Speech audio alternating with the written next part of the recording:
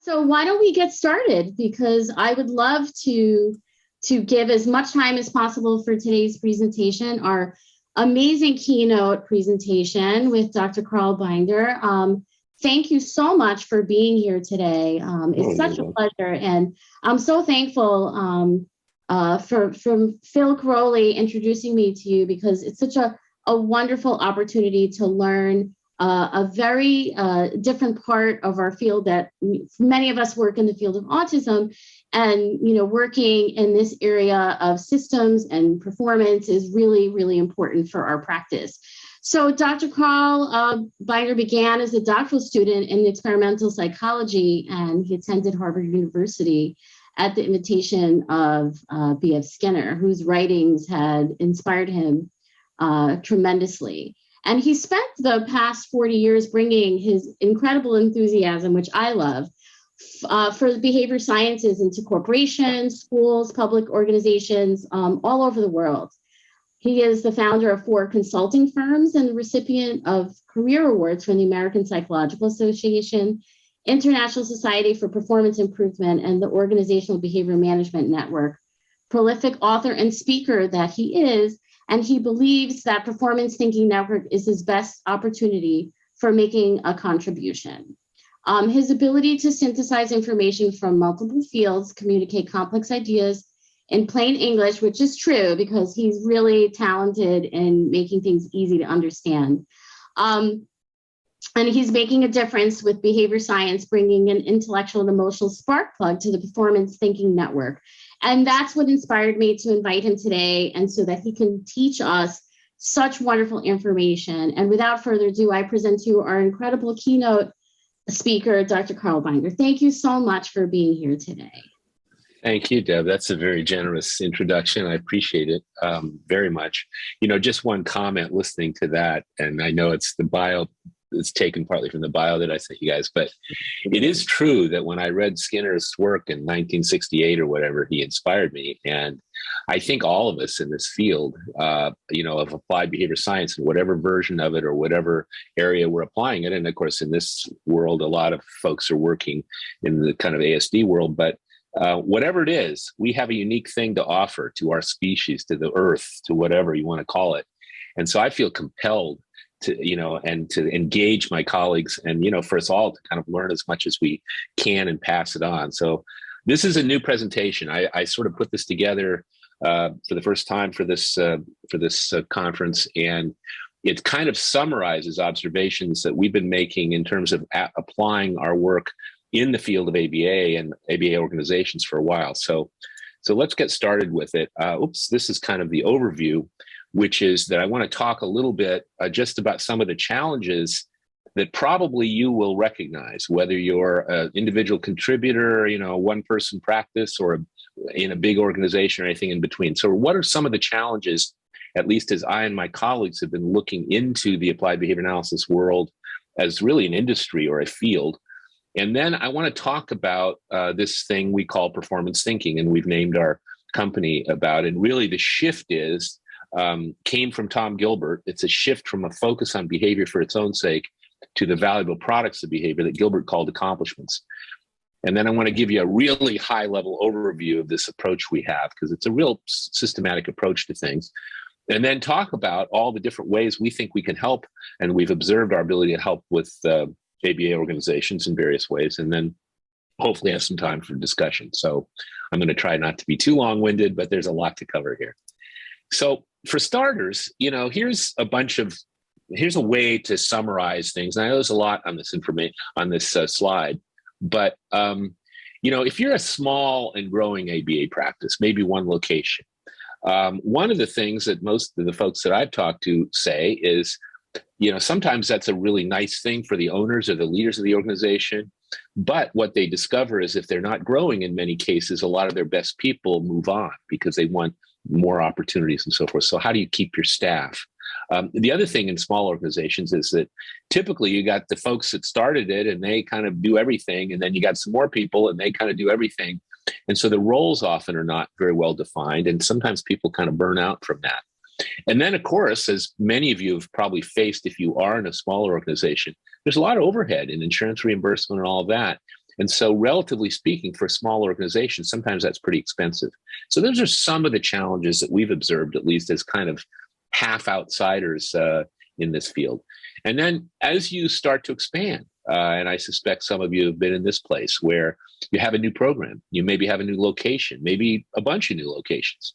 And so one of the things that happens is that people who started out the business or who were in the original location or program, all of a sudden, when you got to pop out another program, so-called tribal knowledge doesn't do it anymore, because we got to write down how we do stuff. We can't just have, Susan do it, because Susan is not at all the locations or whatever it is. And we also find that as organizations are growing, very often there's some new roles. There's some moving into management roles. There's more specialization. And so how do you fill those kind of positions? The other thing is, and this is part of the tribal knowledge problem, is that there are a lot of business and clinical processes in your work, as you know as well as I do. Everything from how you develop and refine and make decisions around treatment plans to how do you do insurance reimbursement or ensure contract fulfillment or whatever it is. There's all these processes, and they're sometimes not even recognized as processes. But when they're not, and when they're not well defined and they're not well managed, sometimes there's compliance issues, there's auditing problems, that kind of stuff. And then there's another big one, and I always kind of joke about this, that we behavior scientists think that because we know about behavior, we can do anything that has to do with behavior. But as probably most people have encountered, you can be the most fantastic clinician with kids or with adults, whoever your clients are, and then you move to try to manage other professionals. It's a whole new deal.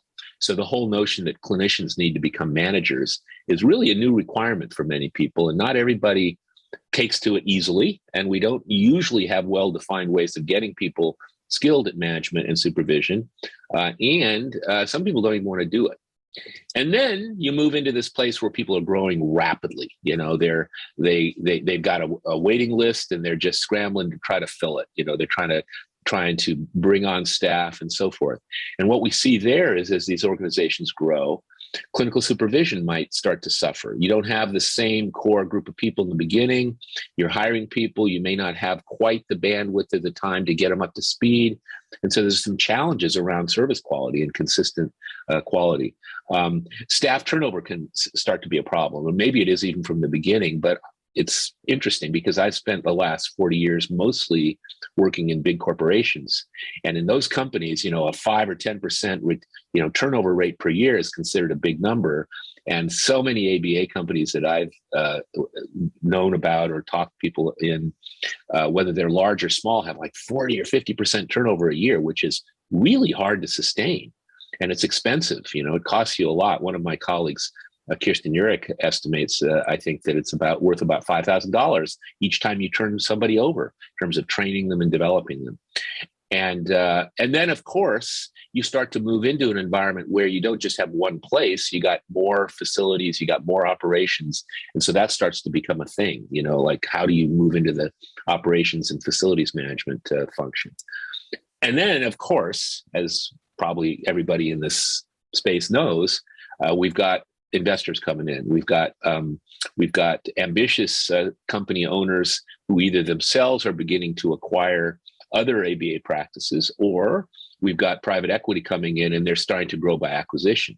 And at that point, you got all these processes and programs that weren't built from the same foundation. And so how do you integrate those? How do you prevent the confusion of everybody has different systems and we got to figure out how to connect them?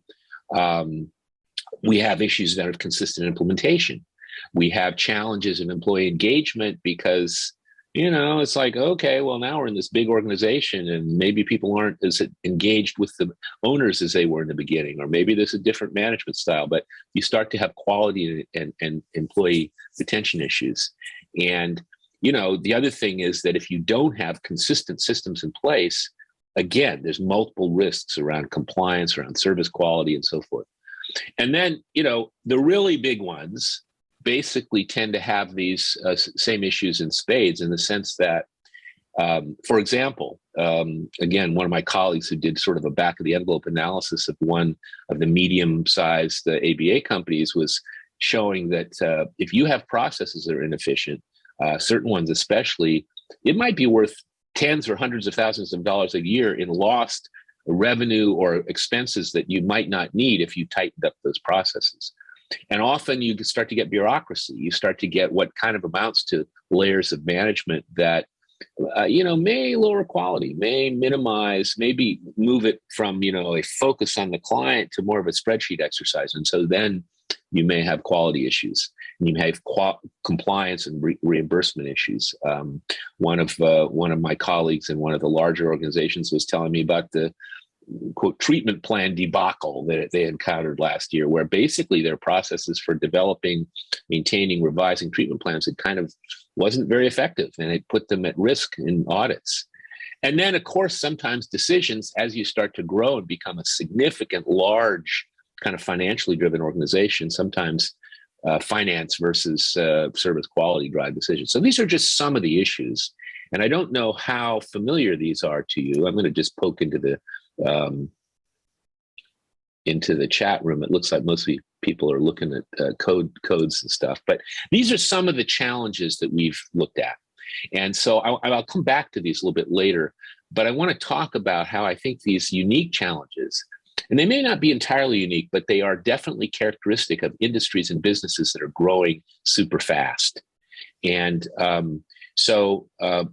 want to talk about the paradigm shift, I would call it, in the analysis of performance that was introduced originally by Tom Gilbert, one of the thought leaders in performance improvement, and that has a big effect on how we approach all of these issues that I've mentioned to you. Now, some of you may know about Tom Gilbert's work. There are graduate programs in behavior analysis that teach Tom and his work.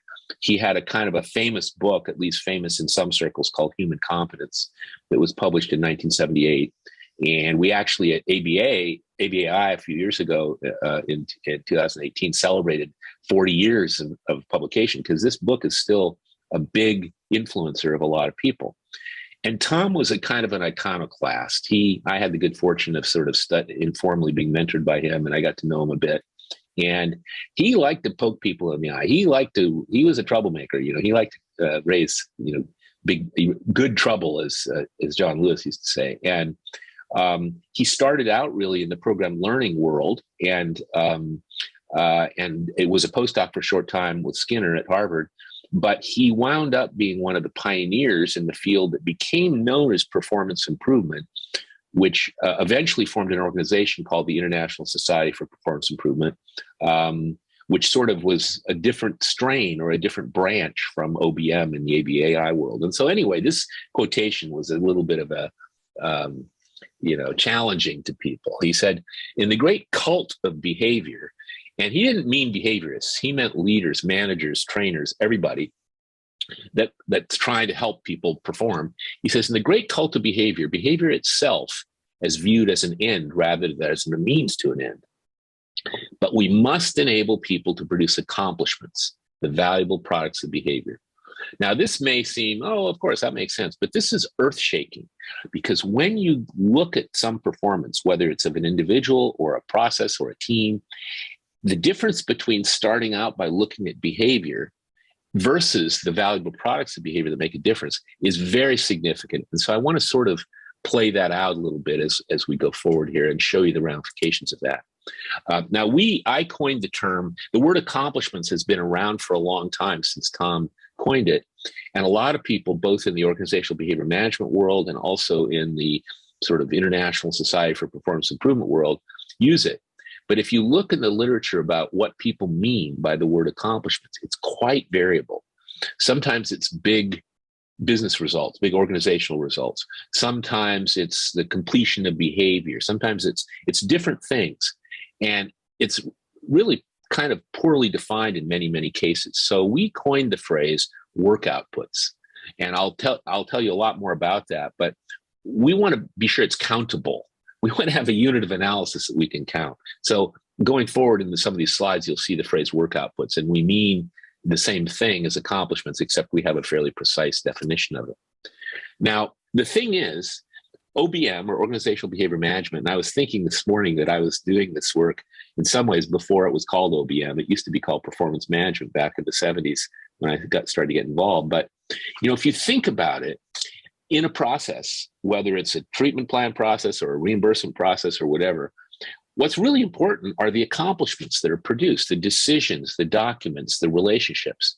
When you're trying to enable your employees to contribute, when they're really producing, they're producing accomplishments. They're producing kids who can do whatever. They're producing relationships with people, decisions, documents, treatment notes, etc. When you look at compliance and service quality, what we care about are, a clean audit. We care about things that are the products of a bunch of activity. And one of the other things, and I'll come back to this a little bit later, is that if you're an employee or working in an organization, and it's very clear what you contribute, what the things are that you contribute, you feel good about that. So a focus on accomplishments goes somewhat beyond the focus on behavior, and it's really connects you up with the real performance. Now, this is a phrase that my former partner came up with years ago, and she had a background in sales, in the sales world, and as I've spent some time doing sales enablement too. But I would argue that in our field, and in almost any other fields of performance, accomplishments liberate behavior in the sense that if we know what we're trying to produce, a good treatment note, a good plan, a good decision, a good relationship, there's a lot of different ways we might be able to produce that.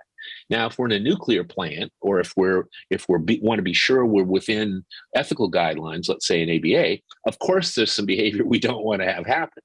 But other than that, very often there is the opportunity for innovation and creativity in producing accomplishments. And that can be really important because it's one of the ways we discover better ways of doing things. So there's a lot to be said about this. There's a lot implicit in this phrase, but I like it because it points out, again, that the products of behavior are what we care about. Now, in this work, there's a lineage of people that were all mentors to me, and I had the good fortune of learning from. And I think it's worth highlighting them and giving them credit. Of course, Dr. Skinner, who I got to study with for a couple of years when I was at Harvard, he was almost retired, but I did independent studies with him for 2 years. And he, like all of us, had an enormous influence. And there's a lot of things that Dr. Skinner contributed. He would say his most important contributions was rate of response in the cumulative response recorder. That's what he said, his measurement technology. But he brought to the table the notion that we can apply natural science to human behavior, and we can, make big differences. And that's how I was inspired. I read actually Walden 2 in like 1968, I think. And I read it a second time, actually, because the first time I was freaked out by it. I had a lot of preconceptions about what it was about. But when I reread it, I realized, oh my gosh, he's just saying that if we apply natural science to our own behavior, we can make all kinds of improvements. And then Gilbert, I've already mentioned, and what Tom really did, and I'm going to show you some other of the stuff that Tom contributed. But he, I think, was one of the people, at least, that coined the term performance engineering. Like when you get out of the laboratory, when you get out of the classroom, how do we engineer performance? And he talked about the world of work. And the two models that I'll share with you are performance chain model that focuses on accomplishments, and our 6 boxes model trace back to Tom Gilbert's work. And then Harless, who probably almost nobody here knows about, although he's a good person to know about, he was a protege of Gilbert, and he really focused on how do we analyze performance, starting with accomplishments. And then Dr. Lindsley, who was really my mentor for 30 years in precision teaching and behavior science, what he contributed to this work is, first of all, measurement, the notion that we have to have countable units of analysis, but also plain English. Because Dr. Lindsley, when he moved from Harvard Medical School to Kansas University, working with teachers, he was moving into a world where people did not have the behavior science background that we all have. So they did not have the jargon that we share. And so he focused on taking the language of behavior analysis and creating plain English vocabulary so that he could communicate with people who didn't have this background. And that was a big influence on me, as you'll see. And then I always, people always think this is some kind of schlocky marketing thing, but Steve Jobs also had a big influence on me because Dr. Lindsley was one of the earliest adopters of the Apple II computer. And back in the day, in the 70s, he and John Eshelman and some of our other colleagues who were sort of proteges of Dr. Lindsley would bring their Apple IIs to ABA conferences and be sharing software and so forth. So Lindsley turned me on to Jobs very early on, and I kind of was a fanboy for all of Steve Jobs' career and still am in some ways. But what Jobs really brought was a focus on user experience and simplicity. And in fact, if you're interested, it's a quick read. There's a really cool book, Insanely Simple, by a guy named Ken Segal, who worked with Jobs both at Apple and also at Next Computer. And it's really cool because it talks about how Jobs brought the notion of simplicity to everything, how he ran meetings, how he wanted user interfaces to be designed, what the experience should be for the user. In some ways, I'm afraid Apple has drifted away from that these days. But anyway, you're not supposed to read quotations this long, but I'm going to read this anyway because I think it's really important. Jobs said, when you start looking at a problem and it seems really simple with all these simple solutions, you don't really understand the complexity of the problem. And then you get into the problem, you see it's really complicated, and you come up with all these convoluted solutions. And that's sort of the middle, and it's where most people stop. And the solutions tend to work for a while, but you can keep on going and find the key underlying principle of the problem and come up with a beautiful, elegant solution that works. Now, I'm no Steve Jobs, but what you'll see is my own work and the work of me and my colleagues over the years started out with the complexities of performance improvement and OBM and behavioral systems. And we figured out a way to make it, at least from a communication point of view, simpler. And so I love this quotation because in a certain way, it traces the evolution of the work that I'm going to share with you here over about 3 decades. Now, here's a typical picture. This actually was from the International Society of Performance Improvement. And this, this looks a little complicated. It's not quite as complicated as some of the behavioral systems models you see, but there's a lot of stuff in here.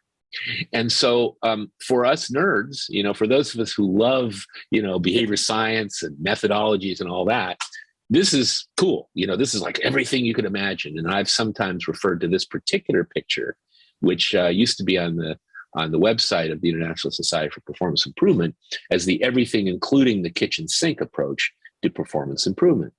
And there's everything you could imagine doing here. The problem is that when you share this with ordinary folks who are not inherently interested in complicated stuff, you get things like this. You have people saying, we tried to apply that, but it's really complicated. Or, the leaders and managers in business environments look at that and they say, wait a minute, this looks like analysis paralysis. How long is this going to take?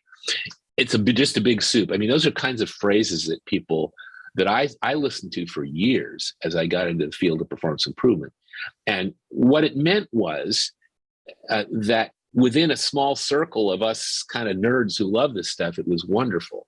But if you tried to move outside of that circle of those in the know to work with ordinary folks, managers, leaders, people in organization, individual contributors, it was just like way too much for people to, follow. So we have an approach which is simple, and I'm going to give you a very high level picture of it, talk a little bit how it evolved. But the idea is we've got these 2 simple visual models and 21 plain English words, which we user tested over quite a long time, that we use to teach people and engage in conversations about how to analyze and improve performance, especially how to communicate across different groups where they might each have their own vocabularies, but we have a plain English vocabulary, as you'll see, that anybody can understand, from, high school educated, whatever, RBTs or frontline workers in small industrial environments to senior executives. And we use this framework to build communities of practice and to drive collaboration and to accelerate results. So, and the phrase performance thinking emerged from this. We were using these models for quite a few years in training people how to do performance improvement in organizations. And people said to us, you're giving us some tools and some methods, but what you're really doing is giving us a new way to think about performance. And it's just as those of us who were raised in the behavior science world, we have a vocabulary that we use to think about stuff. It's just that it's kind of a complicated one. So for ordinary folks, these models and the tools that I'm going to show you are in part a way to just look at the world of performance and think differently about it. So let's take a look at this. Let me give you the very high level kind of summary of this. What we say is that not just performance thinking, our kind of methodology, but frankly, any effort, any approach which is intended to affect performance has got to be able to answer these 3 questions. The first one is, what is human performance? And if we were in a room and we had a flip chart and it was a little bit easier to interact, I would ask you all that. And you would come up with various phrases about, well, it's behavior, or it's people producing results, or it's, accomplishments, or there's all kinds of words and phrases people have. But the challenge is, I come at it from the perspective of behavior science, where we talk about units of analysis. We need a consistent definition of the elements or units of analysis that comprise human performance, so that we can then move forward in a consistent way to analyze and improve it. And I'll show you how we address that. And the second thing is what influences human performance. And of course, we all behaviorists, we tend to think of the three-term contingency, and maybe we throw in motivating operations and some setting, whatever other conditions. But basically, we have a framework that we think about that. But the challenge is, if you go out there and look, if you go to, training programs, if you read books, if you keep up with stuff, there's a long list of things that people think are going to change or influence performance. And so how do you frame that in a way that works? Because there really are some things that three-term contingency doesn't altogether cover. So we'll talk about that. And then let's say we have answers to these three questions. How do we manage and improve it? What's the logic of it? So let me take you through each of these one at a time. And I don't usually talk about units of analysis to my non-behaviorist colleagues, but I think you can probably resonate to that phrase, because what we're trying to look at is, what are the elements of performance?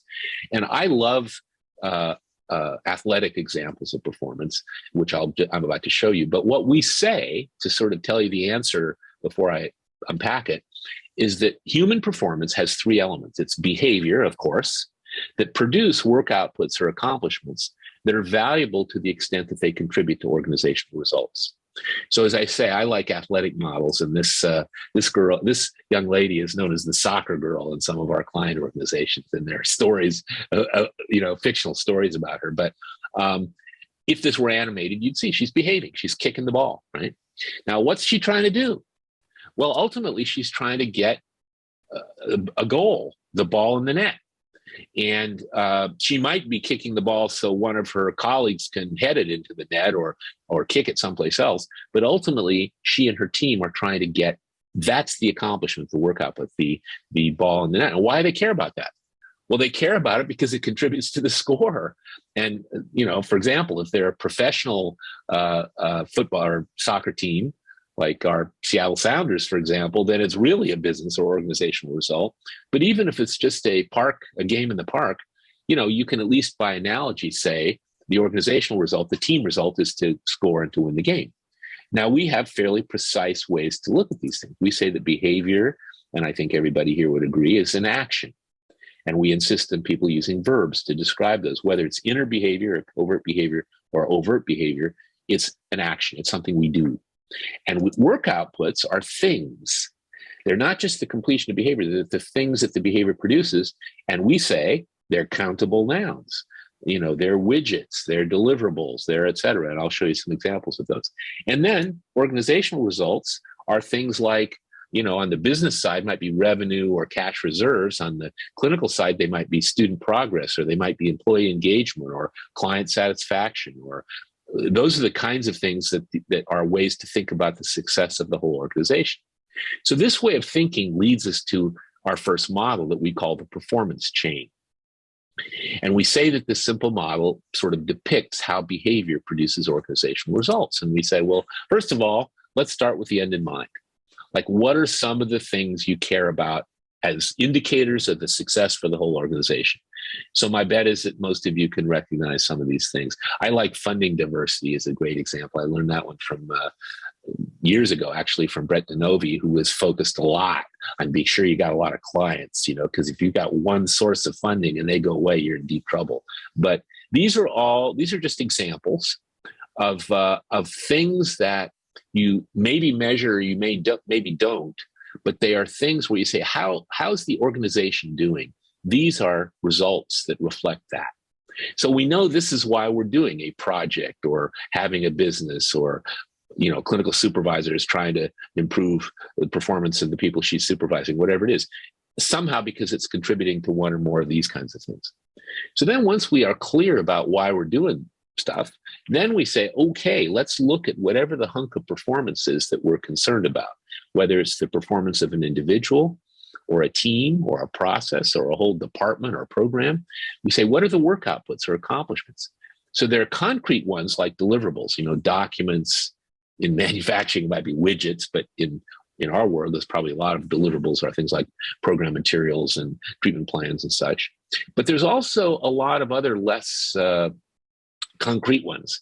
Transactions are one, like the exchange of something in a payment for a purchase or a loan. Decisions are things that often aren't explicitly identified because they might just be spoken. But a decision is the product of a lot of behavior. Once you make that decision, whether it's a clinical decision or a business decision, it's a thing, and it's usually a highly valuable thing.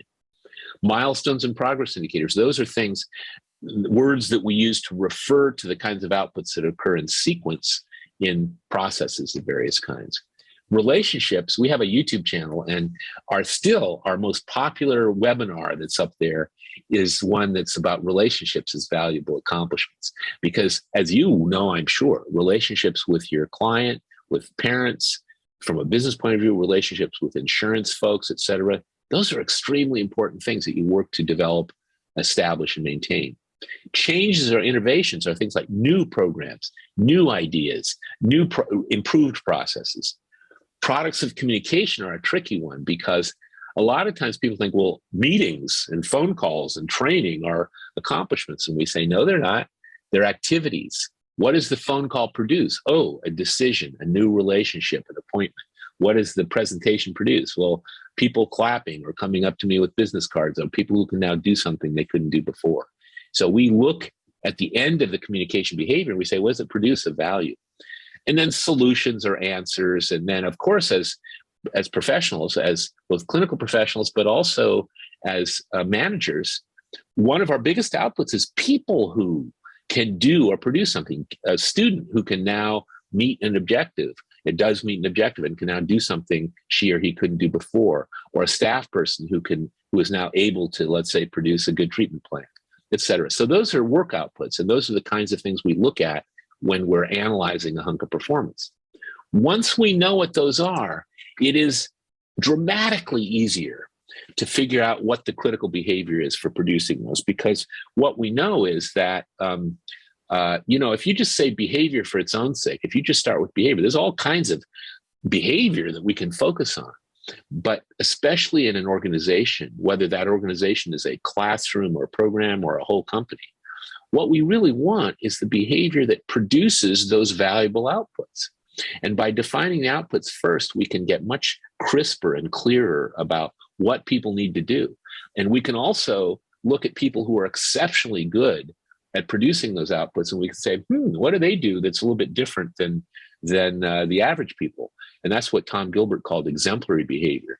For example, you got a clinician or an educator or somebody who's always has their data, their charts done by the end of the day and always accurate and so forth. You say, oh, how do they do that? Not everybody's able to do that. Let's take a look. Or you have people who make decisions or do treatment plans or, do your monthly financial reports, whatever it is. And you say, oh, there's some people who seem to do that really high quality and more consistently than other people. Let's take a look, because we might discover some exemplary behavior that will help other people. So those are really the elements of performance. And then we have all this stuff that we do or that's in place that supports or sometimes gets in the way of behavior. So this is our first model. And when we look at performance, we're looking at it through these kind of units of analysis. And as is perhaps obvious, it works from left to right. There are things that influence behavior. The behavior occurs or doesn't occur, of course. It produces work outputs, we hope, and those work outputs, if they're the right ones and if they're good ones, they contribute to organizational results. But we analyze it with the end in mind. So that's the first model. And there's a lot in there, but it's the framework that we teach people that is about being accomplishment-based.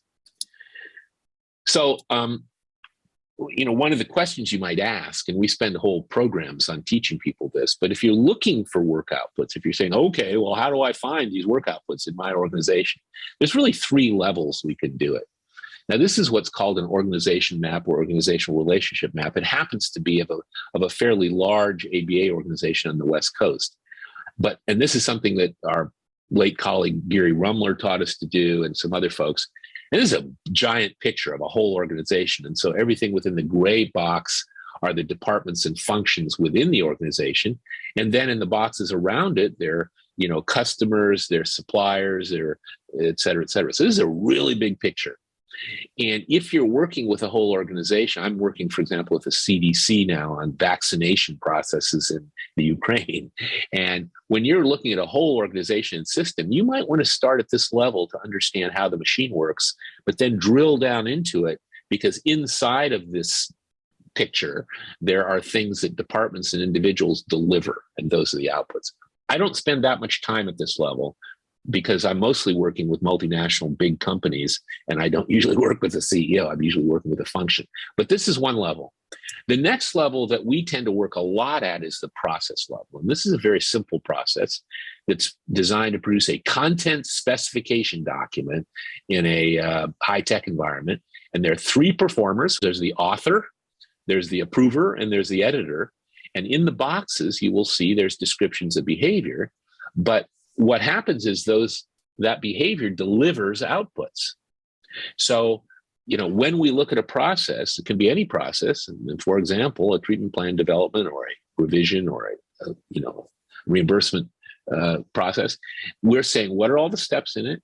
But really importantly, what are the outputs of each of those steps, so we can be sure the step was successful, so we're sure we can measure it, et cetera, et cetera. So this is a very common a level where we're looking for work outputs. And frankly, in many organizations, there's a ton of processes that are not even identified or named sometimes, but once made explicit, there's lots of opportunities for improvement.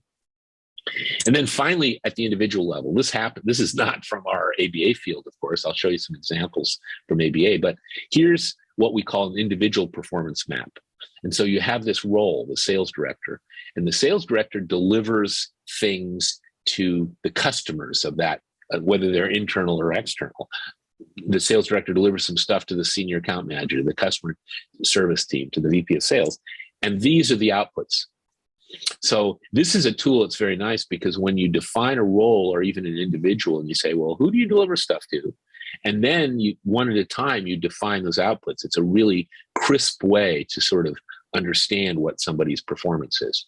So those are the levels that we look for outputs at. And there's a lot more to it than that, but I wanted to give you a flavor for it. Here's an example from your world. And this is a clinical supervisor's job at a particular company. And you can see that the clinical supervisor delivers things to the behavior techs, the clinical director, the parents, clients, human resources, et cetera. It's a fairly large organization. The blue ones are from another talk, really, but they are showing that sometimes you deliver the same thing to different people. And sometimes you deliver different versions of a thing to different people. But you can sort of, if you can read that on your screen, you can see, you can see some of the examples. This is a pretty complete description of a clinical supervisor. So I'll come back to some examples of that, but that's an example of the outputs of a particular role and what it would look like. So hopefully you've got a flavor for what is performance from our perspective. It's behavior that produces valuable outputs that contribute to organizational results. So now the second question is, okay, fine, what influences it? Now, we behaviorists know about Skinner's three-term contingency. And so to use the slightly nerdy version, it's discriminative stimuli set the occasion for responses that hopefully are followed by reinforcing stimuli. Now, back in the 70s, early 80s, I think it was Aubrey Daniels, might have been somebody else, tried to make it a little bit more plain English by talking about antecedents, behavior, and consequences. So people talk about their ABCs and so forth. But what Tom Gilbert recognized was that in the world of work, we humans, it's a little bit different because, for example, in the laboratory, we might have our pigeons or rats or other creatures starved to 80% body weight, or at least in the old days we would. So we could be sure that food was a reinforcer. And we would build manipulanda, so-called, levers, keys, whatever, to fit the organism. So we knew that, for example, a pigeon pecking key, the animal would not fatigue. It was easy for them to use. It was built for them ergonomically. We knew what kinds of light or sound. We sort of knew all this stuff, so we really didn't have to think too much about the individuals. We also had, ideally, so-called naive subjects that all had the same background. But in the world of work, what Gilbert said was, wait a minute, this is what he called his behavior engineering model. He said, wait a minute, the environment gives you information, and he called that data, that tells you what you're supposed to accomplish and how you're doing. And it enables you to respond with what he called instruments, like tools, and software and the people you need to help and job designs and enough light and ventilation. And having gone through COVID, we all know there's a lot of stuff that we need to change depending on what's going on. And then incentives are the word he used for consequences to motivate people. But what he pointed out was that the individual, those are things in the environment, really, that we arrange as managers, or that at least exist, whether we are proactive about them or not. But then he said the individual or the person brings to the table a whole bunch of stuff. And he used the word knowledge. And the way he thought about it was, knowledge is information that we carry around and sets the occasion for what we're going to do. I just think of it as prerequisite, our existing repertoire. In other words, the individual brings in a set of so-called skills and knowledge that are very important and vary, and we have to pay attention. And he used the word capacity, and it's often a confused word, but what it means is the individual's capacity to do the job. So are you analytical enough to be a, accountant? Are you sociable enough to be the person that relates to all the other companies? Are you strong enough to be a dock worker or whatever? Those are simple examples. In the world of behavior analysis, of course, we look at people when we're hiring them in much more precise terms, in terms of what they can do and can't do and so forth. But what he meant by capacity was what we use to select and assign people to jobs and tasks. And then motives was, in a certain way, the way Gilbert addressed the issue of functional definition of reinforcement. Because what he said was, wait a minute, you can arrange incentives for people, but if they aren't reinforcers, it doesn't matter. So we have to understand what people's motives are so that we can align, so we can select, the appropriate consequences, so we can do some other stuff also that lines up with what they care about. And also so we hire them. Like if we hire people who don't really care about kids, that's probably not a good match. So we want to take people's motives into account. Now, this is a great model. And Og Lindsley sort of kicked me out of precision teaching at the end of the 70s and said he wanted me to go into the world of corporate training and take what we learned from precision teaching into that world, which is why I moved into the business world. And I didn't really know anything about it. But when we started getting into it, what we realized is that we were doing fluency-based instruction, training, and coaching for sales and customer service people, for example, which was kind of down in the knowledge box. But what we realized was that if we didn't have all these other factors in place, that our interventions were not going to be very successful. So I and the colleagues on my teams, this is back in the early 80s, loved this framework. We said, this is really cool. And we can do a much more thorough analysis of the conditions that need to be in place.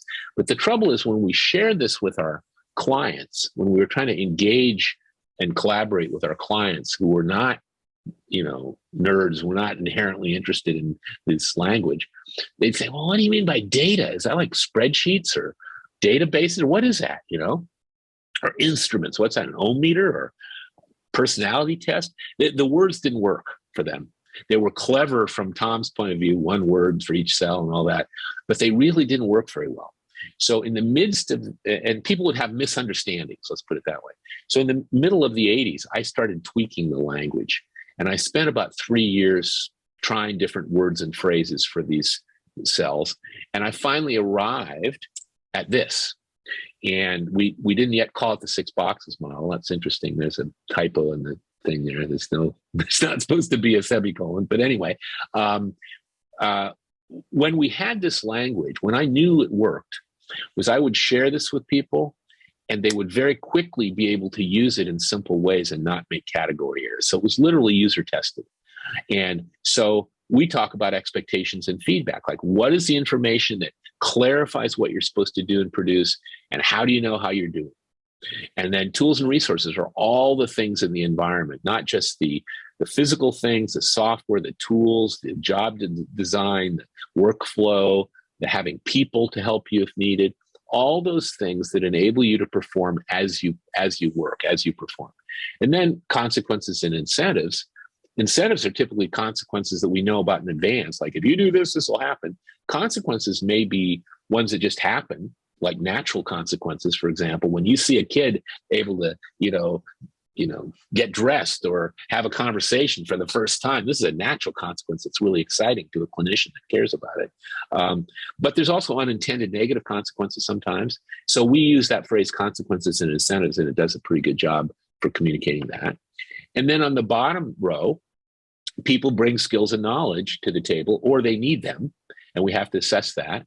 And then we use the phrase selection and assignment in box 5. And what we mean is, how do we match people up? What are the characteristics that we need of people to be able to match them effectively to jobs or tasks?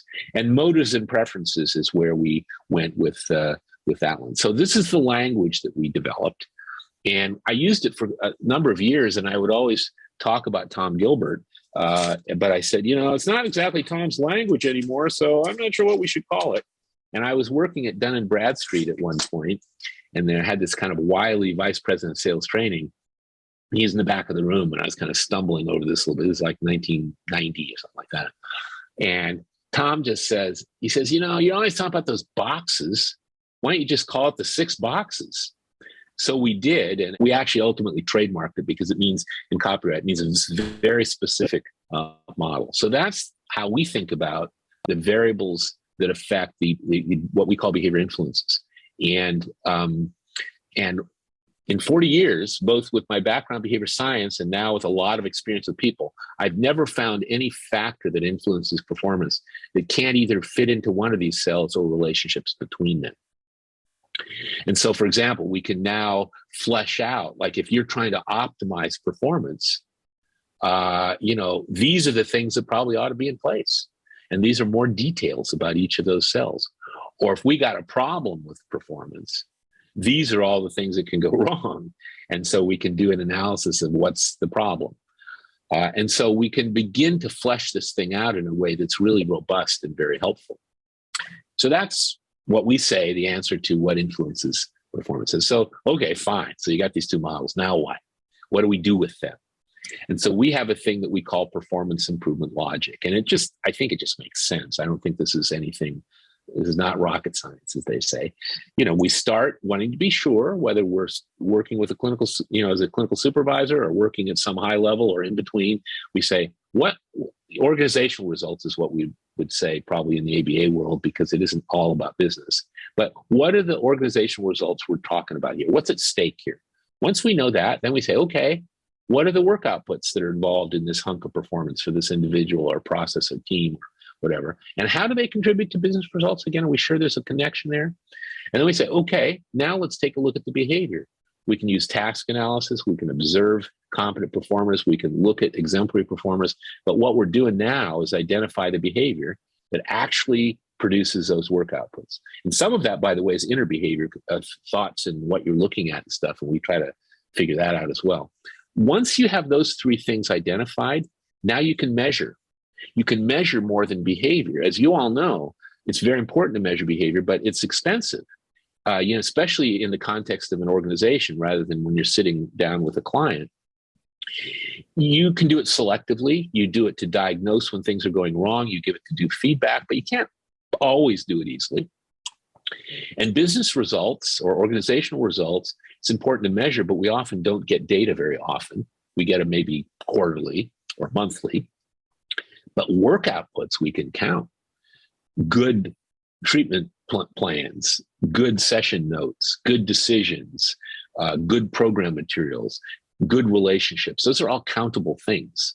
And so that turns out to be a really powerful thing from the point of view of measurement, evaluation, ongoing decision-making. So, okay, we select possible measures. Now we take a look at the behavior influences. And we have another ABC that doesn't mean antecedents, behavior, consequences. We first take a look at the cells in the box and the boxes in the 6 boxes model. And we say, okay, what's working and what's not? What are the pluses and minuses that are in place? And we interview and observe people and say, what's working, what's not working? And then we brainstorm possible improvements, either from best practices literature or from what we've seen elsewhere or from just, we ask the performers. And then we choose, we speak to the stakeholders and we say, this is all opportunities for improvement here. What do you think we ought to put in place? And once we do that, we then can implement, measure, and adjust over time.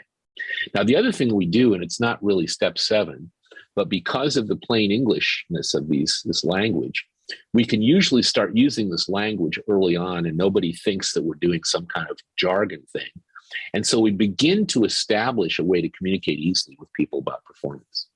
So could be a 3-day workshop, but that's the quick overview of performance thinking. And what we've learned is that anybody can learn this, as long, just about.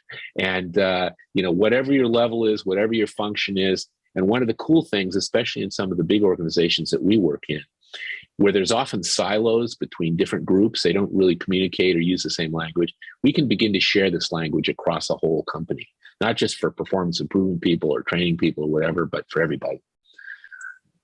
So that's the overview of performance thinking. What I want to talk about now is how we address some of the challenges that I mentioned earlier. So first of all, if we're trying to look at staff and develop them, first thing is we can define jobs in the way that I showed you with some examples with work outputs. We can say, this is what this job entails. These are the contributions this job needs to make.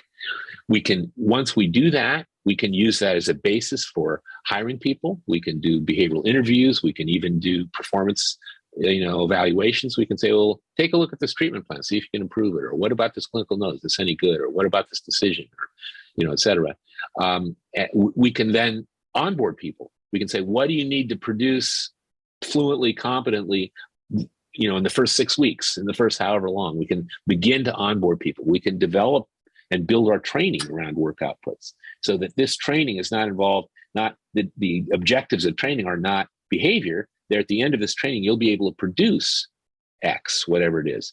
We can develop people through supervision and coaching. And we can also add and revise jobs, or for example, as we need greater specialization, we can offload outputs to other jobs. One of the things I've done with a fair number of growing ABA companies is people might have, let's say, one person who's like a manager of operations, but now that they got a couple other locations, they want to offload some of the stuff that person does to some new people in other locations and slightly change their jobs. And so we can adjust the jobs based on work outputs. And here's an example, for instance, of a behavioral interventionist, so-called. And these are work outputs of a behavioral interventionist, at least in this particular context. And so you can see this is not an infinite list. This is the main stuff that they need to produce. Or we can look at a more senior person. As you grow, some of you may be in this kind of role, where as the organization grows, all of a sudden there may be managers that don't do clinical work anymore. Maybe they are BCBAs, but they're now managing stuff. They're heads of training. They're managing different supervisors, et cetera. So a more senior person, in this case, these are a bunch of the things they may have to manage. The other thing we can do here is, and I've already implied this, but I get explicit about it, is if we're building training for our people, if we start with accomplishments, as opposed to zoom right into behavior, skills, and knowledge, we can have a much more lean and effective training, because we can say, what do people have to produce on the job? What are those outputs? Let's figure out what you need to be able to do to produce them. Let's build fluency on the critical components. And then let's arrange all the conditions, not only for training, but also to support performance on the job. We can also do coaching and supervision. So we have a coaching methodology that we developed years ago, but my colleague Shane Isley has now taught a lot of ABA folks, both in the companies that he owned and now more and more in other companies around the country, where we coach people. We teach people as supervisors or managers to coach their folks, where they start out with essentially what we've called an individual performance map. And we say, let's talk about the stuff that you contribute. What should we work on next? What do you think we could improve here? What can we add to your job? So you can build coaching and supervision around accomplishments or outputs. You can even build an entire talent development model where at each step, from recruitment to onboarding to getting people ready for their jobs, and then this ongoing cycle of accomplishment-based coaching and supervision, We can do all of that built on the valuable contributions we expect from people. And we can even build a career path so people can then at appropriate points be promoted, be transferred, et cetera, et cetera. And we can even do things like compensation review based on it. So we can shift from behavior or competencies, which are a mess as far as I'm concerned, to actual work outputs or accomplishments that people need to produce. So shifting from development of people, let's look at the processes. First thing you can do is you can identify what those processes are. In fact, we've taken longer than we'd like to, but we are in the process of putting together a big survey for ABA organizations that we might send out to some of you all, where we're trying to ask what's the state of process definition and implementation and effectiveness in ABA companies, because we think that's at the core of an awful lot of opportunities for improvement. We can improve processes. Once we've defined the steps and outputs, we can now refine those. And we can then integrate them. We can take, well, we got two different groups that we acquired recently. Let's look at their processes. And then let's see, we got these systems and the people doing different systems. How do we support those processes? Maybe we have to pick between, one or the other ones of the various things like central reach, et cetera. But whatever it is, think of those as enablers, as tools and resources for processes. We can monitor process milestones. One of the beauties of outputs is you can count them. And so you can see pretty clearly where things break down in the process if you've defined the outputs. And then you can build the whole environment using the 6 boxes to be sure that the process is sustained. Here, for example, this is my colleague, Barbara Buckland, who works with us. And Barbara, some of you may even know Barbara. She was the president of the OBM network a few years ago, and she's a PhD from Western Michigan. And she's working with us now, a lot of stuff. But this was actually her certification project when she became what we call a performance thinking practitioner, went through our program. Her project was about contract fulfillment. She went into an ABA company, and they had pretty low, they weren't happy with their contract fulfillment levels. Parents and or RBTs or whoever were not showing up at the appropriate time, and they were missing a lot of opportunities. And so she mapped out the process and figured out where it was going wrong and figured out how to improve it. But until you do that, until you get explicit about it, it's kind of hard to solve the problem sometimes. Okay, then let's shift a little bit more. We were talking about developing leaders and managers. This is a kind of a crude graphic that I did years ago, but it's really about the notion that the job of a leader, manager, supervisor is to arrange conditions so that his or her employees or team members can be productive, but also engaged and happy. A couple things about that. On our website, we've got a white paper about leadership and management. But also what we're beginning to get into is there's this almost philosophy of servant leadership, which is that the idea of leaders and managers is really that they care about the people. If they really focus on developing the people, but that's what's important. And what we believe is that this approach, which already sort of says we arrange conditions to enable productive people and happy people, we think we have an opportunity to really get explicit about this notion of servant leadership, which to me is pretty exciting. We can frame leaders and managers' expectations and best practices in the 6 boxes. If you just glance at this quickly, you can see that if you've got leaders and managers that are optimally effective, they're doing this stuff. And if they aren't, you can help them get so they do. We can also do executive coaching. This happens to be from work that I did a couple of years ago with the CEO of a fairly large ABA school, and actually a series of schools. And when we sit down with a senior leader and do this kind of individual performance map, there's a whole lot of things that come up, like what are the most important ones of these things? Which ones are consuming most of your time? Are those the ones that are most important? Can you delegate any of them? Do you have a succession plan? Who do you have in your organization now who can produce some of these outputs? Do we need to bring them along so eventually you've got a successor? How do your team members respond to all these outputs that you're giving them? How do your processes work and so forth? So we can take this approach and work with executives or leaders to help them see much more clearly how their contributions affect performance and results. Now, this is a topic, and I know I'm running close up to the end here, so I'll be to the end pretty quick here, hopefully with a few minutes for Q&A. But There's this whole phrase, employee engagement, that's been used in the corporate world for years. And my bet is that some folks in ABA are familiar with the term.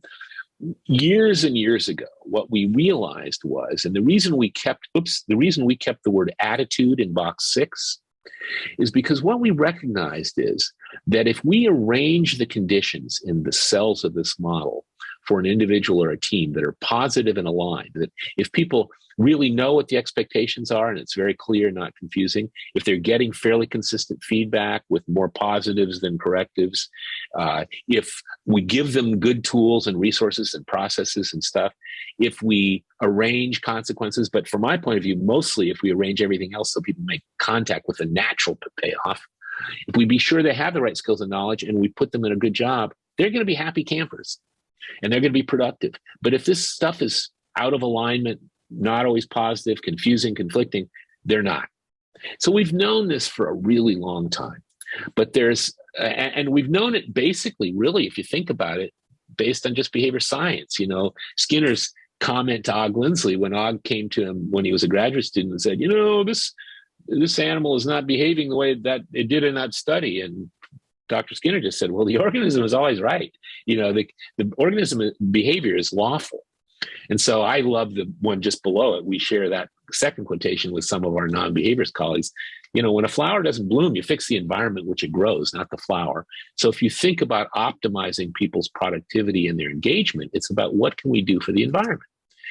And by the way, this is a colleague of mine who owns an ABA company, and she gets cranked up about the fact that as behaviorists, we sometimes take kind of simplistic orientations to stuff. And she says, I struggle with some people and their artificial positive reinforcements. I want to scream when I hear someone ask me for gift cards for staff doing whatever, fill in the blank.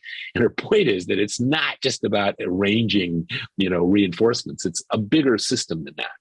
And, you know, the first step is that when people understand why they're doing stuff and how what they're doing day to day makes a contribution, that is an engaging thing. And work outputs are a lot easier to connect to organizational results than behavior.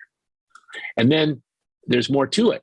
And the Gallup organization that you probably know of as a polling organization for years has been doing a survey with employees in big companies about employee engagement. And what they've shown is that companies where the employees score very high, where they rate these various things I'll show you in a moment very highly, they have real business results. In other words, organizations with greater employee engagement have lower absenteeism, lower turnover, less shrinkage or stealing, are safer, you know, have customer satisfaction is higher, productivity. Not a surprise, but you can bet this gets executives' attention.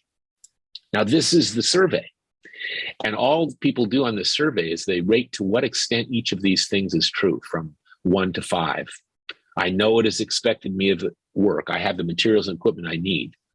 Now, when I saw this a few years ago, I had this kind of holy cow moment where I said, wait a minute, look at this. These things sort into the 6 boxes model perfectly.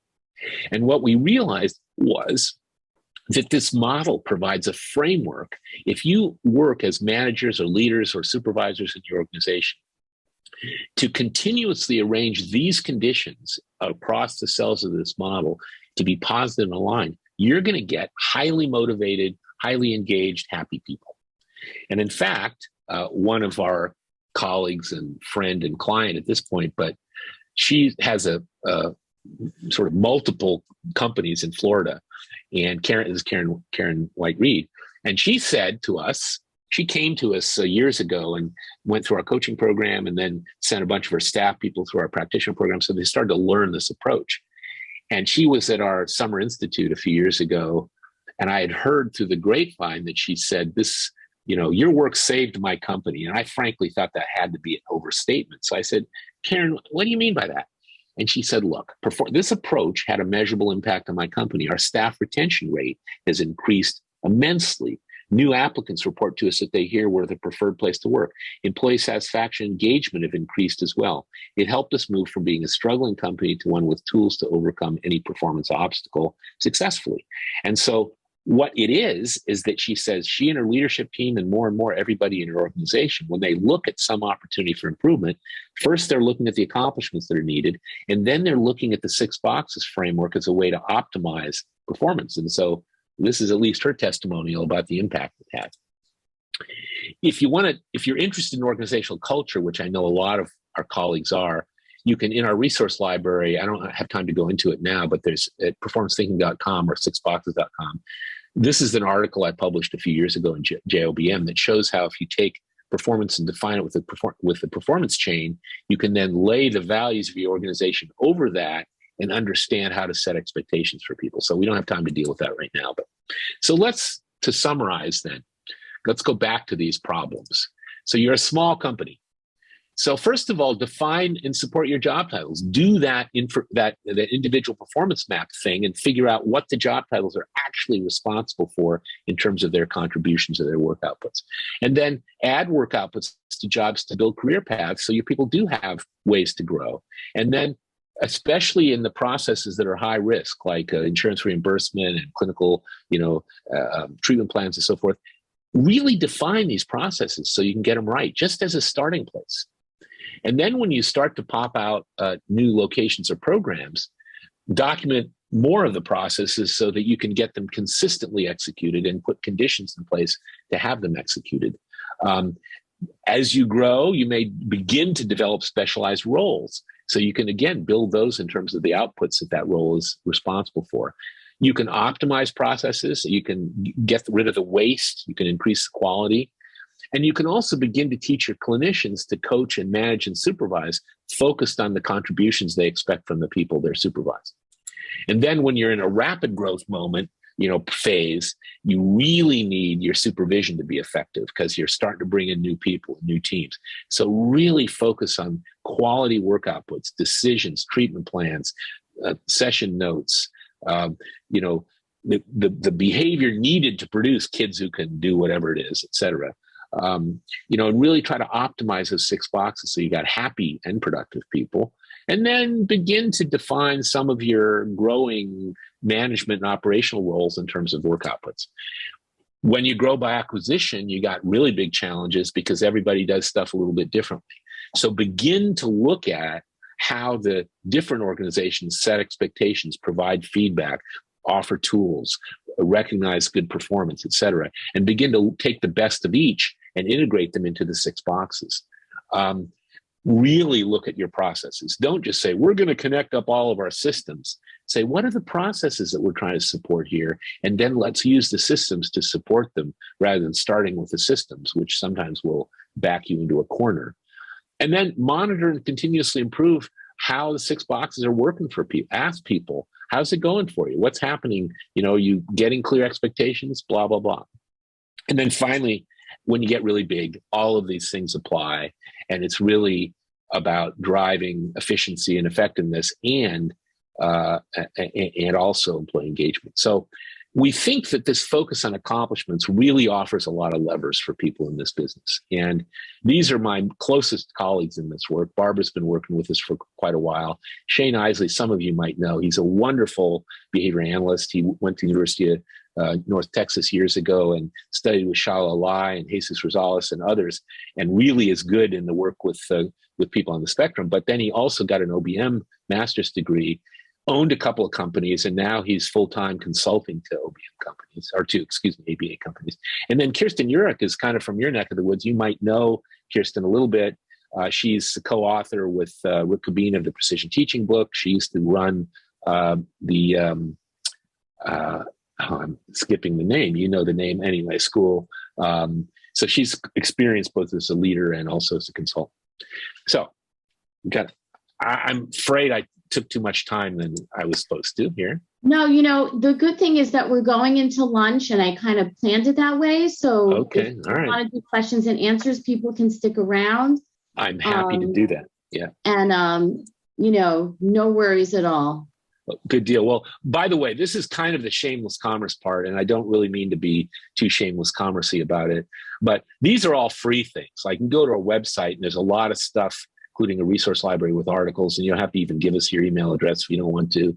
We have a YouTube channel that's growing, and it has a thing on coaching that you might find interesting, and a couple of our webinars on ABA stuff. There's a group, Performance Thinking Network group, that's interesting. You can raise questions and see what happens. We've got Shane basically manages a Facebook page where you can really find more stuff related to ABA. And then, of course, just because of my background, fluency.org.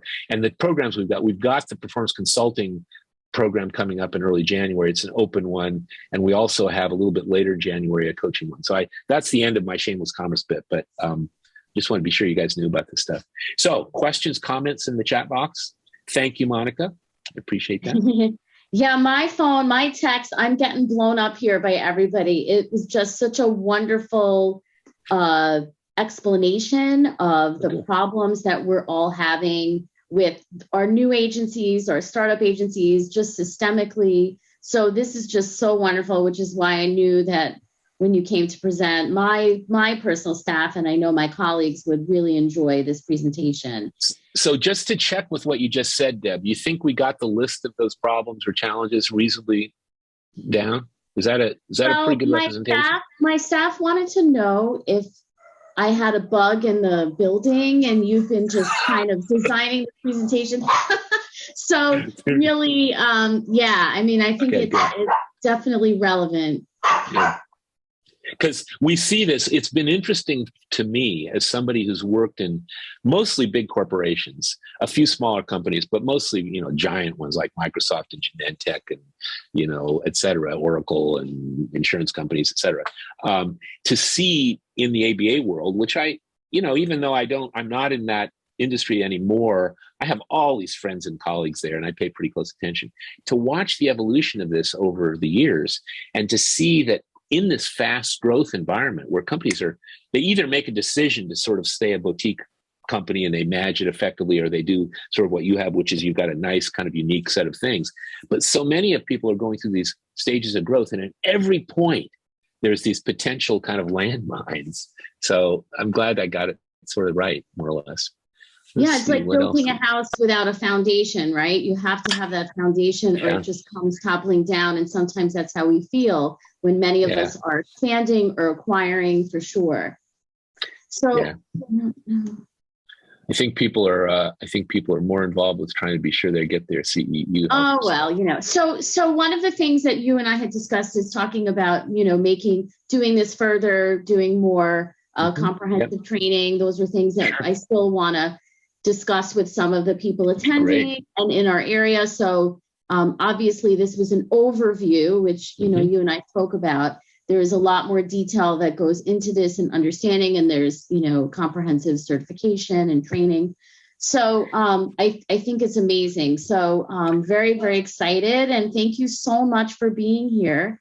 Lots of inspired individuals making comments. So does anybody have any questions?